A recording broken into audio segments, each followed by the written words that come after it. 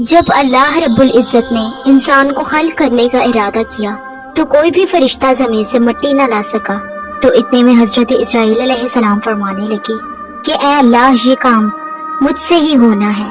تو بس اللہ کے حکم سے حضرت اسرائیل علیہ السلام زمین کو آئے اور 3 اقسام کی مٹی کو جمع کیا گیا، سرخ، سفید اور سیاہ۔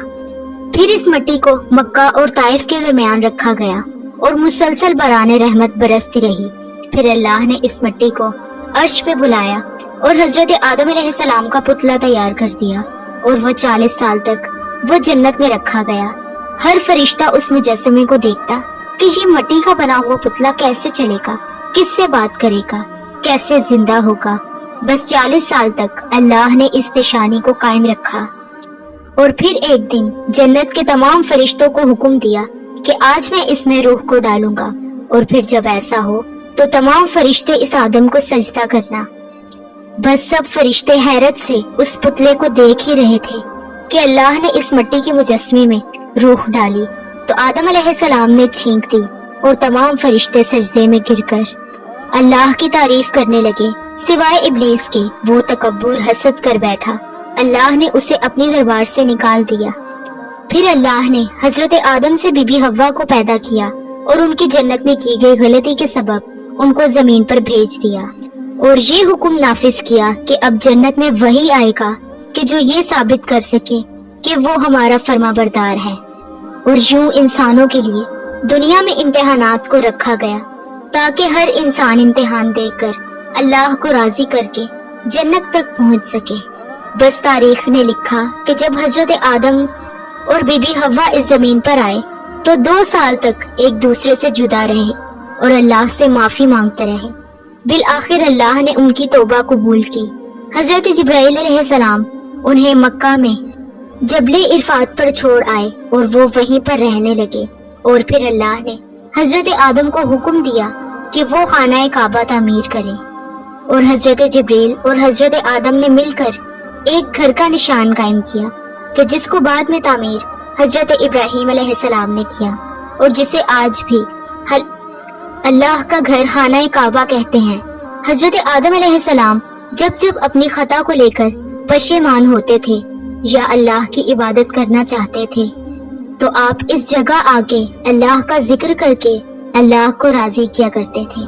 حضرت آدم علیہ السلام نے 960 برس کی زندگی پائی، جبکہ حضرت آدم کی زندگی 1000 سال کی تھی، کیونکہ جب حضرت آدم علیہ السلام جنت میں تھے تو اللہ نے حضرت آدم کو ان کی تمام اولاد کہ جن کو نبوت ملنی تھی، ان کی شخصیت اور ان کی عمر حضرت آدم کے نزدیک واضح کر دی۔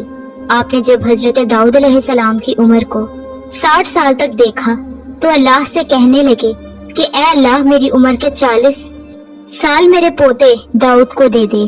تو یوں آپ کی دعا قبول ہو گئی۔ اللہ نے آدم کو 2 فرزند عطا کیے، حابیل اور قابیل، لیکن شیطان کے وسوسے، حسد اور نفرت نے جب قابیل کے ہاتھوں سے حابیل کو قتل کروا دیا تو حضرت آدم علیہ السلام اندر سے ٹوٹ گئے اور بار بار اللہ کی دربار میں دعا مانگنے لگے۔ تو ایک دن اللہ نے جبرائیل امین کو آدم علیہ السلام کے پاس بھیج دیا اور فرمایا کہ اے آدم، اللہ ان قریب تمہیں ایسا بیٹا دینے والا ہے کہ جس کے نسب سے انبیاء، اولیاء زمین تک، اور یوں اللہ رب العزت نے حضرت آدم علیہ السلام کی نسل کو زمین پر پھیلا دیا۔ جب حضرت آدم کا آخری وقت آیا، آپ نے اپنے بیٹوں سے کہا کہ میرا جنت کے پھل کھانے کا دل کر رہا ہے۔ بس آپ کے بیٹے زمین پر جنت کے پھل ڈھونڈتے رہے کہ اچانک سے ان کو فرشتے ملے اور کہنے لگے کہ اے نبی آدم کے بیٹے، کہاں جا رہے ہو؟ انہوں نے کہا کہ ہم اپنے بابا کے لیے جنت کے پھل ڈھونڈ رہے ہیں۔ ان فرشتوں نے کہا کہ جاؤ، تمہارے بابا چند دنوں کے مہمان ہیں۔ بس آپ کے تمام فرزند دوڑتے دوڑتے آپ تک آ پہنچے تو آپ بستر بیماری پر اللہ کا ذکر کر رہے تھے۔ بس اتنے میں موت کا فرشتہ آ پہنچا۔ جیسے ہی بی بی حوا نے موت کے فرشتے کو دیکھا تو حضرت آدم سے لپٹ گئیں کہ میں اپنے شوہر کو اپنے سے جدا نہیں کروں گی۔ اللہ کے نبی حضرت آدم علیہ السلام نے فرمایا کہ اے حوا، مجھ سے دور ہٹ۔ ایک مرتبہ پہلے بھی तेरी ही वजह से जन्नत से निकाला गया हूँ। आज अल्लाह और उसके फरिश्ते के दरमियान तू हाइल ना बन।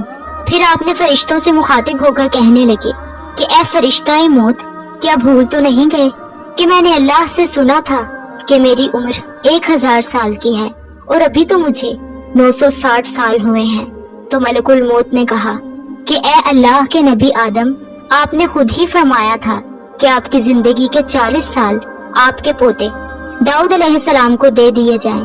बस आदम अलैहिस्सलाम की रूह कब्ज की गई और आपको गुस्ल फरिश्तों ने दिया और जन्नत की खुशबू आपके जिस्म मुबारक को लगाई गई। फिर आपकी जनाजे नमाज फरिश्तों ने हजरत जिब्रील अलैहिस्सलाम के पीछे अदा की और जमीन खोदकर आपकी तदफीन की और तमाम इंसानों के नजदीक अल्लाह का ये हुक्म नाफिज किया गया कि जब भी किसी का इंतकाल हो तो उनके जिस्म को ऐसे ही तदफीन करना।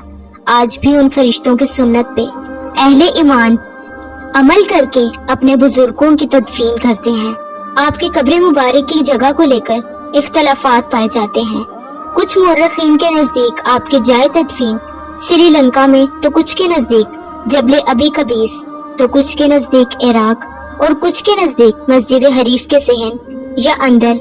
और बाज रिवायतों में ये भी है कि जब हजरत आदम अलैहिस्सलाम का रूह कब्ज करने के लिए फरिश्ता मौत आ पहुंचा तो आपने अपने बेटे, जिसको आपने अपना जानशीन बना लिया था, हजरत शीस अलैहिस्सलाम, आप उनसे कहने लगे कि ए मेरे जानशीन, मैंने अल्लाह से सुना था कि अनकरीब इस जमीन पर एक बहुत बड़ा तूफान आएगा, तो मेरे जिस्म को उस कश्ती नूह में सवार करना जो कि निजात का वसीला है। और अगर तुम उस वक्त तक ना पहुंचो तो अपने औलाद से वसीयत करना कि मेरे जिस्म को कश्ती नूह में सवार करें।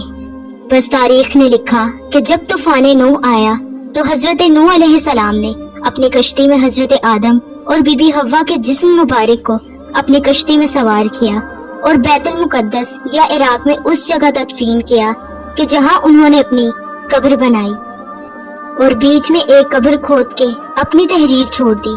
और जब इमाम अली अलैहिस्सलाम ने शहादत पाई तो उन्होंने वसीयत की कि मेरे जनाजे को ऊंट पे रख के हसन और हुसैन पीछे चलते रहना।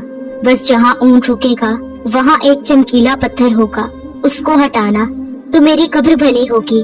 जब इमाम हसन और हुसैन ने उस जगह को पहुँचे कि जहाँ वो ऊंट रुका, उस चमकते हुए पत्थर को हटाया तो एक तरफ हजरत आदम अलैहिस्सलाम की कब्र थी तो दूसरी तरफ हजरत नूह की कब्र, और बीच में एक कब्र खुदी हुई थी और उसमें तहरीर था कि ये कब्र नूह अलैहिस्सलाम ने अपने हाथों से वक्त के इमाम और अल्लाह के वसी अली इब्ने अबी तालिब अलैहिस्सलाम के लिए बनाई है।